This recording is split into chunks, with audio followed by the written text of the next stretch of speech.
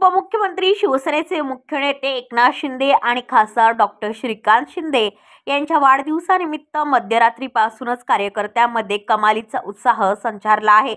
दरवर्षीप्रमाणे आमदार राजेश मोरे यांनी खासदारांच्या वाढदिवसानिमित्त त्यांना निरोगी दीर्घायुष्य लाभो यासाठी डोंबिवलीत पिंपळेश्वर मंदिरात महामृत्युंजय मंत्र आणि यज्ञाचे आयोजन केले होते।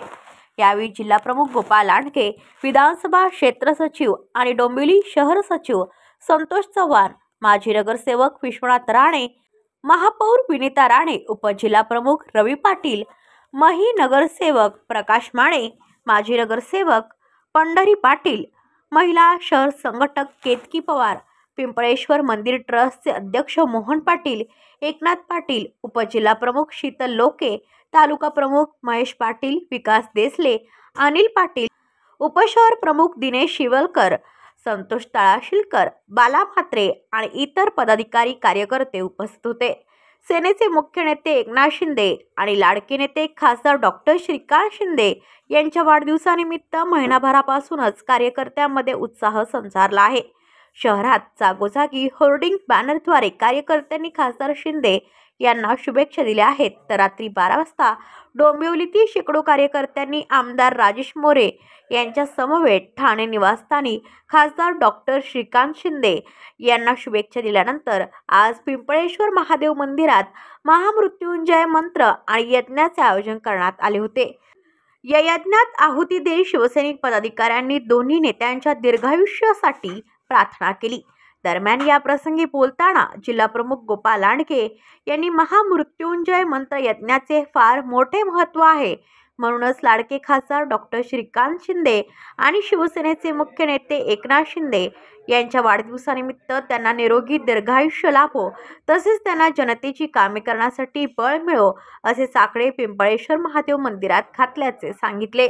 तर आमदार राजेश मोरे यांनी शिवसेनेचे मुख्य नेते एकनाथ शिंदे आणि खासदार डॉक्टर श्रीकांत शिंदे यांच्या वाढदिवसानिमित्त त्यांना निरोगी आयुष्य दीर्घायुष्य लाभो यासाठी डोंबिवली आणि कल्याण ग्रामीण विधानसभा मतदारसंघाच्या वतीने सागाव येथील पिंपळेश्वर मंदिरात महामृत्युंजय यज्ञाचे आयोजन करण्यात आल्याचे सांगितले।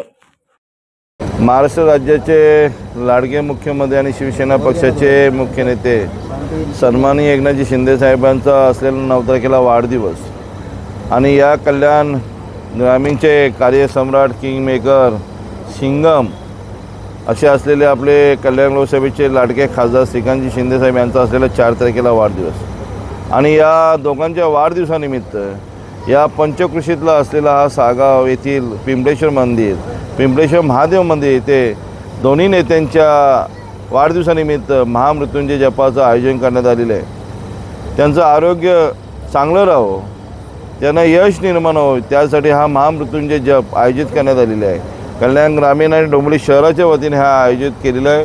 त्यांना दीर्घायुष्य लाभो यासाठी हा कार्यक्रम आयोजित करण्यात आलेला आहे। मी संपूर्ण या कल्याण ग्रामीण भागातले जे 27 गावं असेल, 14 गावं असेल, दिवा असेल, डोंबिवली शहर असेल येथील नागरिकांना आवाहन करतो की आपला निलजे आणि खिडकाले येथील रेल्वेवरील ब्रिज 5 तारखेपासून 10 तारखेपर्यंत वाहतुकीसाठी बंद राहणार आहे आणि त्याच्यासाठी सर्व वाहनांना पर्यायी रस्ता उपलब्ध करून दिलेला आहे वाहतूक विभागाच्या माध्यमातून।